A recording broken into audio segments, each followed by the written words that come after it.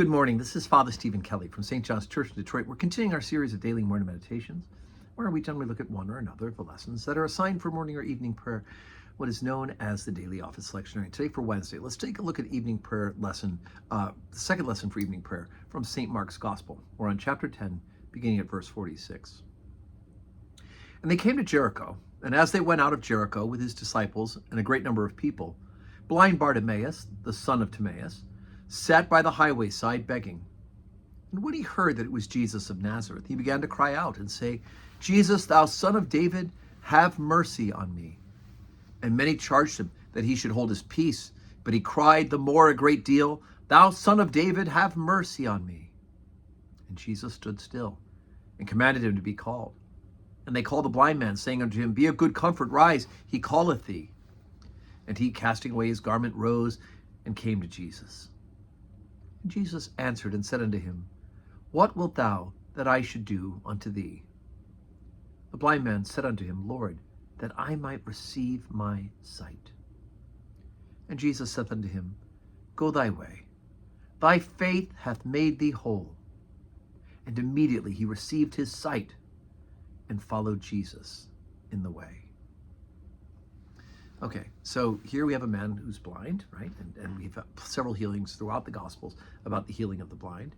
Not only the physical healing, but of course, there's also an analogy that those who come to know Jesus are healed from their spiritual blindness. But in this case, it's actually a physical blindness as well. Notice what he calls out to Jesus, right? Jesus of Nazareth, Jesus, thou son of David, have mercy on me. He knows that the Messiah, the one to come, is going to be the son of David, the great king, as God promised that there would be a descendant on his throne forever. He recognizes him as the son of David, not child of Abraham, Isaac, and Jacob, but David, which means that he has the insight, despite his physical blindness. He has the spiritual insight that this may be the Messiah. And he asks for mercy, right, to be relieved of the weight of this blindness. And so Jesus calls into him. He asks him to rehearse to him, what will thou that I should do unto thee? Now, Jesus knew he was blind, right? Is God. He knows our needs before we ask, God does.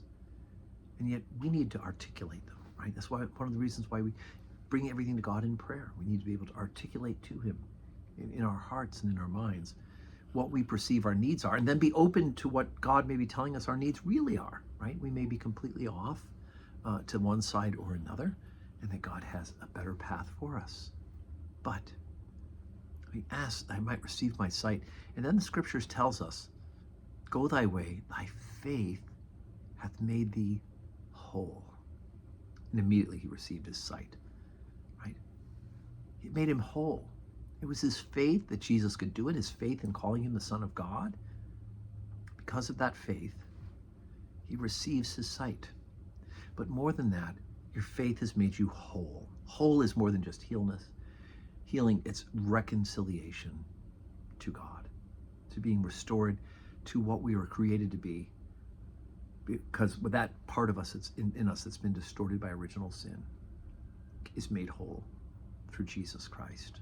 And then, rather than go thy way, thy faith hath made thee whole, rather than going his way, he then followed Jesus in the way.